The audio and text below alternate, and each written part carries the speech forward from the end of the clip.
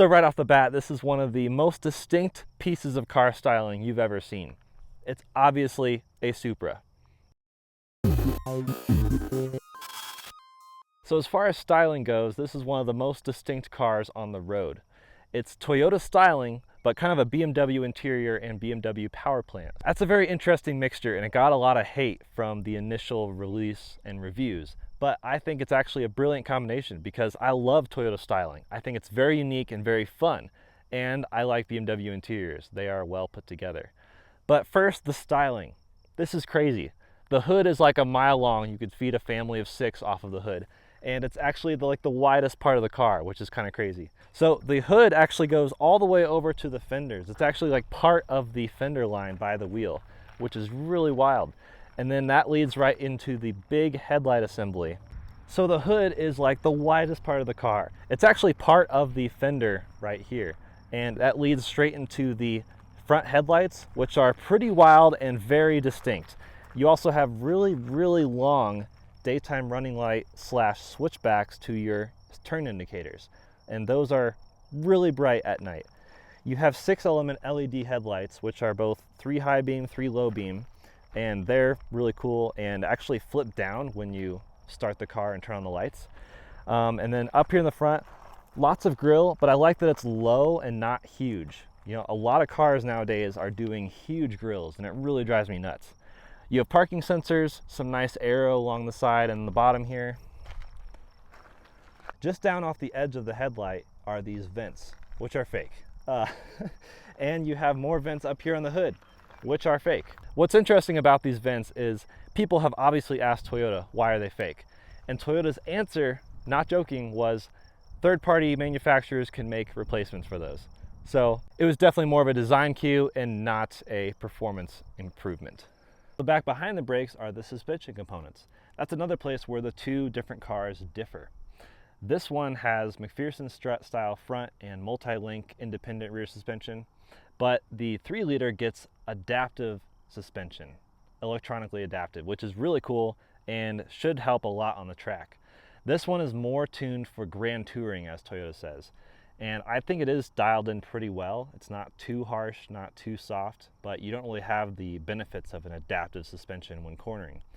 And the rear also has a standard LSD on this, a limited slip differential, mechanical, but the 3-liter gets an electronically controlled differential, which is pretty cool, but that's one other thing to go wrong. So it's kind of give and take. The electronic is probably better in many scenarios, but the mechanical is more predictable. Then back around the side, you have kind of a lower running sill. That's kind of a cool bit of black accented, almost like aero. And then up here on the door is another interesting fake vent. I don't even know if you did replace that with a real one, what that would do. Then you have your gas cap on the wrong side of the car. I'll forgive them. And then back around here, you have a huge diffuser, very aggressive looking part of the car. I love it. And you have stainless polished exhaust. The 3-liter has a more of a matte finish exhaust. And then your GR badge, of course, for Gazoo Racing, Supra badge, Toyota badge, and these really cool headlights, also distinctly Toyota with the big swoosh down the side. More fake vents back there though.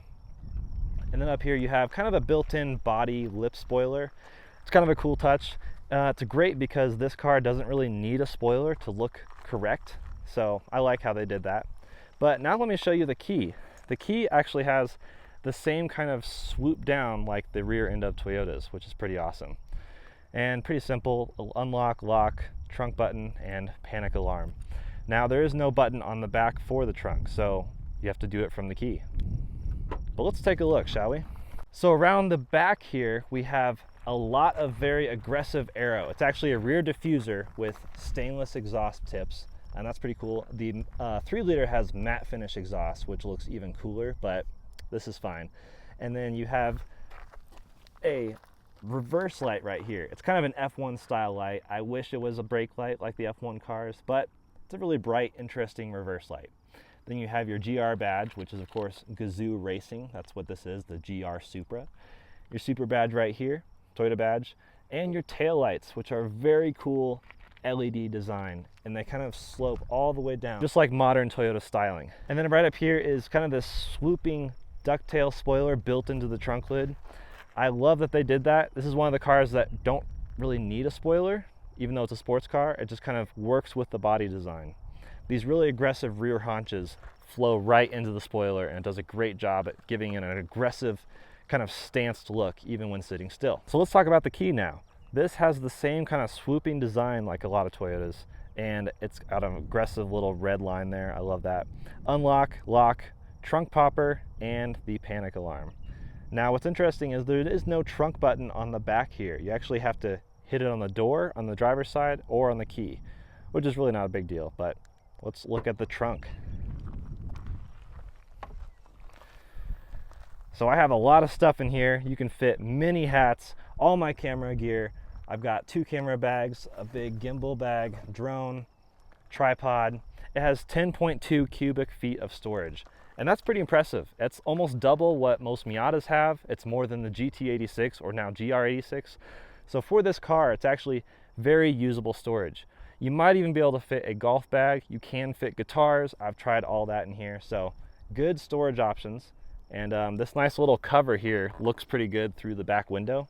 And it's pretty functional, and you can remove it. But that keeps your things hidden away so no one tries to steal them. So let's go take a look at the interior. So in the interior of the Toyota Supra, one of the first things you notice is these really cool seats. The 2-liter has Alcantara as well as leather. It's all actually kind of combined into one seat. And I actually prefer that. The 3-liter has all leather, and the 3-liter premium has heated leather, which is, you know, nice creature comforts, but this is a sports car. You're supposed to have Alcantara. It's part of the code or something.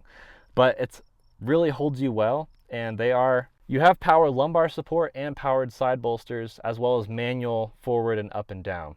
So 8-way seats on this. You can opt for the 3-liter, of course, which gives you full 12-way power seats. Let's take a look at the materials. There is a good amount of leather in here, some plastic. The steering wheel is really nice, feels really premium actually. Big old Toyota badge. And otherwise, it's a BMW interior, like to the T, which is not a knock. I mean, BMWs have fantastic interiors. It's a nice place to be. I won't complain. You have kind of a gloss black on the drawer where all the window controls are. Gloss black here. Just a bit too much piano black for my taste. Honestly, any piano black is too much for my taste. You also have it on the shifter, which is kind of annoying.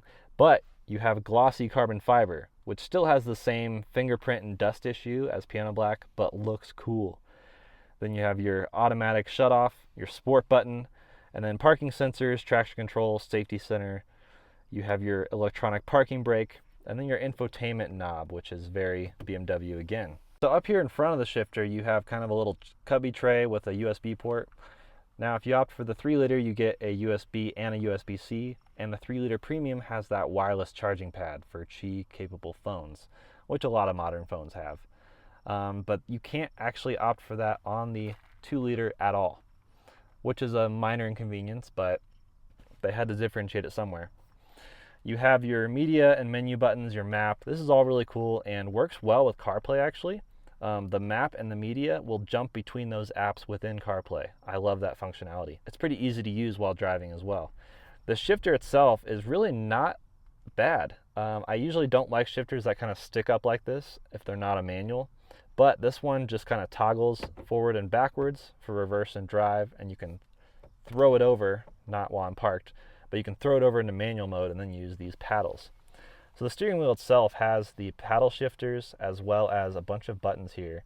It's overwhelming at first until you realize all the left side is cruise control, all the right is more of your infotainment and sound, including your little Siri button. So behind the steering wheel, you have these cool little stalks, which are really nice. They work well, and it lets you know when it's on auto for the wipers. That's nice.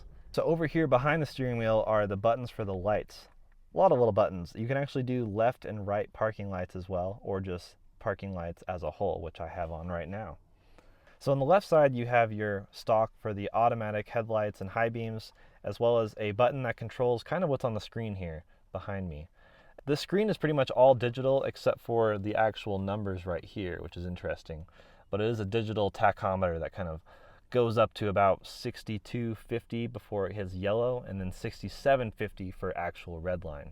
This is a pretty basic door for a coupe. It's large. You have 2 speakers of your premium JBL speaker system, as well as your door handle, window controls for both sides, and your mirror selection. And you actually have an auto folding mirror, which is awesome, or you can manually fold it with that. And then down here is the trunk button that I mentioned earlier to open the trunk that way. And then right up here is the hood popper. So you have to pull it twice because there's no release up underneath the hood. So let's do that. It'll chime at me, and let's go see what kind of power this makes. So underneath here you have a 2-liter 4-cylinder, and that's not a huge engine compared to the 3-liter, but both the 2 and the 3-liter have 6.5 liters of oil capacity when you actually do an oil change. So that's an interesting fact. What they basically did was kept the engine as far back as they could, leaving empty space up in front here. So you can actually see like the electric power steering down there. It's kind of an interesting choice. Having the engine that far back effectively makes it a front mid-engine car, which should theoretically improve handling. Granted, either Supra is 50-50 weight distribution. But that's about it. I mean, it's a decent engine bay. They could fit a lot under here and have it all covered by this giant hood. And there's even little BMW logos here and there on little parts, so that's kind of funny. So if you can see down here, there's a BMW logo. So there are a few obvious BMW parts, and it really is like a BMW engine. Toyota may have had a little bit to do with tuning it, but also over here is a little windshield wiper fluid reservoir behind the wheel. So the battery is actually hidden way back here, closer to the cockpit, which probably improves that distribution just a little more. And right here is the actual lead. So it kind of extends the lead for the battery, just in case you need to jump start, you don't have to go digging for it. As far as power figures go, the 2-liter makes 255 horsepower, 295 pound-feet of torque. The 3-liter is actually 382 horsepower and 368 pound-feet of torque. So definitely a noticeable jump. But I argue that's not necessarily needed for a car like this. It's such a small and relatively lightweight car that's almost too much power than you can actually put down. The car weighs about 3,181 pounds for the 2-liter or 3,400 for the 3-liter. So it adds just over 200 pounds to that weight. But granted, the power to weight is still more impressive with the 3-liter. So driving the Toyota Supra, it's a good experience. Even this base model, this bare bones 4-banger turbo is awesome. Now I've driven both. I've driven the 3-liter inline 6 as well as this 4-cylinder, and you don't have quite the immediate power just in your face, pinning you back to the seat. But there still is a lot of power, especially when the turbo builds up and it sends you flying. I'm going to put on sport mode here, which immediately opens up the exhaust a bit, opens up the valves. And it's a really fun way to drive. You can hear it both on the inside and outside. Got a little bit of wheel spin there in first. It's just like, this is it's just like, this is enough power. This is genuinely my favorite Supra. It launches you pretty quickly, and both Supras do have launch control no matter which engine choice you get. But the biggest difference might be the adaptive dampers. So the 6-cylinder again has adaptive variable suspension versus this one has static suspension setup, not adaptive in any way. And it is tuned, as Toyota says, more for grand touring, and I might beg to differ a little bit. I think I'd rather have the adaptive suspension for grand touring or a big road trip, and this suspension is tuned pretty well for average use, but I think this suspension is tuned a bit more towards the stiffer side. But it's really not a bad ride. You feel some bumps, but it's nothing like a completely lowered car and coilover. The exhaust setup on either Supra is really good. The 6-cylinder, of course, has a bit more oomph, a bit more growl, but they're still both noticeable, especially in sport mode. And I think this is tuned quite well. It's not annoying or drony, especially on the highway. I think I am sold. Both Supras are amazing, don't get me wrong, but I have my eye on this 2-liter Supra for probably years to come. This could be a car I aspire to at some point, especially if they ever make like a Targa top version. And that's a possibility. Toyota has committed to having yearly changes with every single car. And a manual Targa 2-liter Supra, that is literally my dream car. Come on, Toyota, I'm counting on you. Let us know what you guys think, and we'll see you in the next video.